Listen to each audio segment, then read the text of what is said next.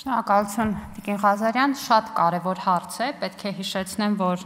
երեխաների կրթության ընդգրկման ցուցանիշները ոչ միայն կրթության մինչև 2030 թվականի զարգացման ծրագրի թիրախներ են, այլ նաև կառավարության ծրագրի աշխատանքի շատ կարևոր ուղղություն են։ Ինչ վերաբերում է հաշվեկնիչ պալատի եզրակացությանը, իհարկե մենք ծանոթ ենք դրան եւ նախարարությունը ներկայացրել է իր ծավալուն դիտարկումները միջև եզրակացության հրապարակումը, ցավում եմ, որ դրանք արտացոլված չեն եզրակացության մեջ եւ կարեւոր եմ համարում պարզաբանել այդ ցուցանիշները։ Նախ եւ առաջ ինչ վերաբերում է ընդհանուր ընդգրկվածության թվին, պետք է ասեմ, որ մեր գործընկերները մի փոքր շտապել են, եթե մի քիչ սպասեին, բառացիորեն մի քանի օր առաջ վիճակագրական կոմիտեն հրապարակեց Հայաստանի Հանրապետության սոցիալական վիճակը վերնագրով իրենց ամենամյա հրապարակումը, որտեղ արտացոլվում են նաև կրթության մեջ ընդգրկվածության ցուցանիշները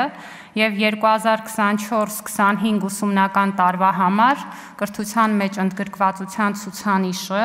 կազմել է 90.4%, ինչը արդեն իսկ ցույց է տալիս, որ հաշվեկնիչ պալատի եզրակացությամբ ներկայացված 82%-ը ուղղակի չի համապատասխանում իրականությանը եւ ես կարծում եմ, որ ճիշտ կլիներ, որ գործընկերները հատկապես որպես համադրման համար հիմք վերցրել են հենց վիճակագրական կոմիտեի 2020 թվականի ցուցանիշները, սպասեին առնվազն այդ նույն մեթոդաբանությամբ նոր ցուցանիշի հրապարակմանը։ Պետք է ասեմ, որ այս պահին մեր ձեռքի տակ են նաև այս տարվա տվյալները, որոնք կոմիտեն կամփոփի եւ կներկայացնի հաջորդ տարի եւ պետք է ասեմ, որ ցուցանիշները ել ավելի բարելավված են։ Ձեզ մի քանի տվյալ բերեմ, այս տարի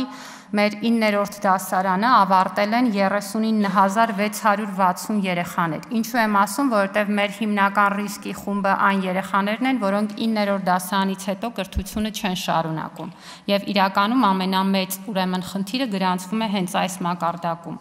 Եվ պետք է ասեմ, որ այս տարվա արդյունքներով այս 39660 երեխաներից ավելի քան 13000-ը ընդգրկվել են ՄՊՈՒ համակարգում, այսինքն գնացել են քոլեջներ, եւ ավելի քան 24000-ը գնացել են ավագ դպրոցներ։ Եվ ընդհանուր առմամբ մենք 95% ցուցանիշ ունենք այս ամենախոցելի խմբի համար։ Պետք է ասեմ, որ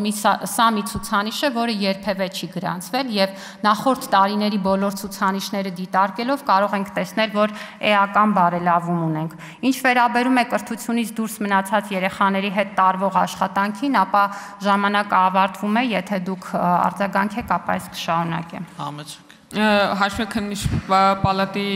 զեկույցում չկան այն դիտարկումները, որոնք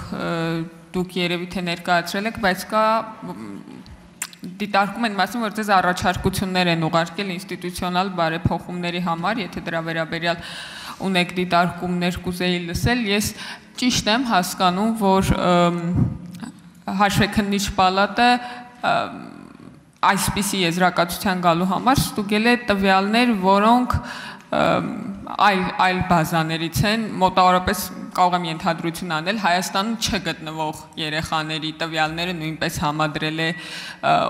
կրթություն ստացող երեխաների հետ, այսինքն ինչպես է այս թիվը ստացվել, եթե կա այդ մեթոդաբանությունը, դա էլ հետաքրքիր կլիներ, որովհետև ակնհայտորեն տարբեր մեթոդաբանությամբ են հաշվել երկու կառույցներ, պետական ինստիտուտներ, դրա համար երկու տարբեր թվեր են ստացել եւ շարունակեք ձեր միտքը։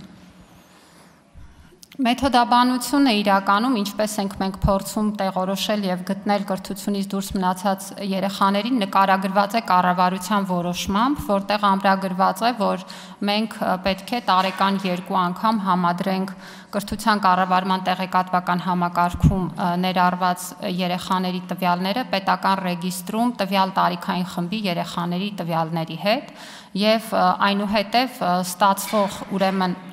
ծավալը, այսինքն այն երեխաների թիվը, որոնք որ գրանցված չի կրթության կառավարման տեղեկատվական համակարգում, արդեն այդ թվի հետ սկսվում է աշխատանք։ Եվ այո, դուք ճիշտ նկատեցիք, այդ թվի մեջ ըստ էության կա շատ մեծ ծավալի աշխատանք անելու, որպեսզի մենք ի վերջո պարզենք կոնկրետ թե որ երեխաներն են, որ իրականում գտնվում են մեր երկրում եւ ներառված չեն որևէ կրթական հաստատությունում, այստեղ իսկապես ամենամեծ խումբը այն խումբ երեխաներն են, որոնք մեր պետռեգիստրի համակարգում գրանցված են, բայց երկրում չեն գտնվում, կան նաեւ բազմաթիվ այլ ուրեմն տվյալներ, որոնք համադրելու կարիք կա, ժամանակը ցավոք չի բավարարի, մեծ ծավալի աշխատանքի արվում եւ ես կարծում եմ, որ այս հարցի շուրջ կարող ենք նաեւ լրացուցիչ քննարկում ունենալ, եթե դրա անհրաժեշտությունը կլինի։ Շնորհակալություն։